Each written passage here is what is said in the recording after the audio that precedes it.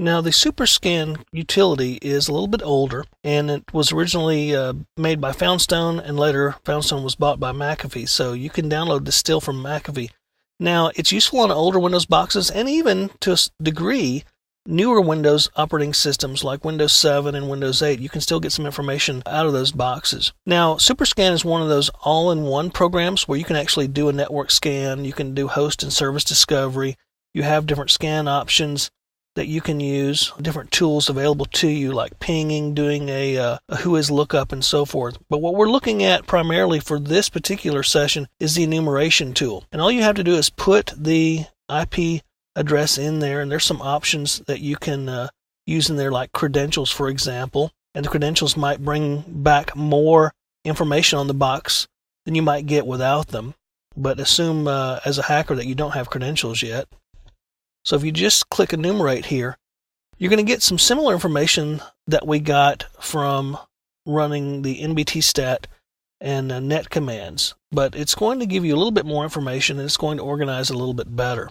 So we've got VTC-XP-1 is the computer name, VTC is the workgroup name, and we're getting a whole lot more information. And it tells you that enumeration was complete, and what we got was some remote registry settings on here, which could help us figure out a way to get into the box if we need to. We got a username Bobby here. We got a little bit of information out of this. We also got some running services, which ones are stopped, which ones are running. We also got a little bit of information on the drives that are there. No logon sessions right now. No trusted domains other than the primary domain, the workgroup that it's in. There's some things it couldn't get, password and account policies, shares, and so forth, users. But these are things that if you had some credentials, you might get a lot more information out of this box. But just getting some of the information that you did based upon no authentication, here's one important thing that we can use later on, and that's that we can actually complete a null session to the box. And a null session is a gateway into a system where we can get a little bit more information and even get some contact with the box.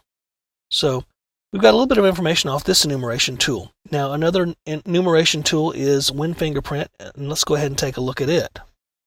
Okay, we're back, and we're going to look at WinFingerprint, and what we have here is a tool that can scan a network and get a lot of different information out of it. And you have some scan options here you can use, and you can get null IPC dollar share sessions.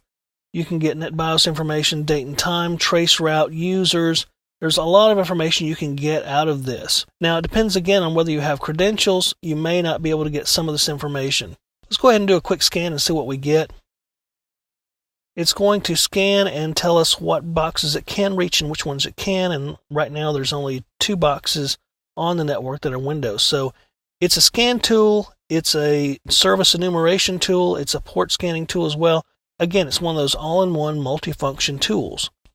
So it's going to scan a little bit until it finds a Windows box, and it's going to find this XP box for sure. And it's found it under 163.141. And it's going to come back and probably give us a lot of the same information that we got from the SuperScan tool that we ran earlier. We got a password policy. That's something we didn't get out of SuperScan. We got disks, we got MAC addresses, we got patch levels. We got what service packs are out there and what different patches are loaded. And that's pretty cool.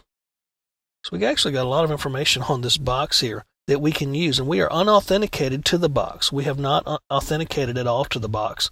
We got services and so forth. We got users. And one cool thing is that this gives us some information that we couldn't get any other way. We have an administrator on SID 500, so we know that's the true administrator.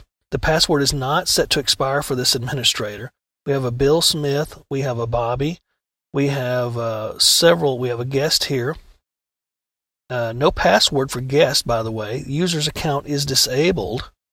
So we know that guest is disabled, but it doesn't have a password. We have Jim Williams. We have a Mike Anderson, and all their passwords have expired, which may mean they've never logged in. We've got some sessions here.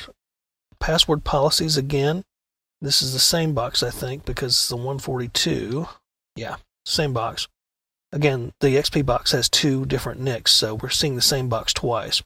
And that's one thing you have to take into account when you do your scanning, is to figure out which boxes may be multi-homed boxes and maybe why they are. And that could give you some clues as to where you need to proceed in terms of going out on a different network that they're connected to. So we didn't get any more boxes, but we did get a lot of information from the one Windows XP box. So that's the Win Fingerprint tool, and it's very cool. There's some other tools out there that you could use, different enumeration tools, but this is just an example of what's out there. And again, you can run these remotely with or without credentials, or you can run them locally if you happen to get physical access to the box really quick. And we know that probably is not going to happen if you're an external hacker, but it could. You have to look for those opportunities. So that's some of the information you could get off of Windows during enumeration. And again, this information could be used to plan a more precise attack, to get weaknesses from the box, to figure out which ones may be vulnerable to attack that you could exploit.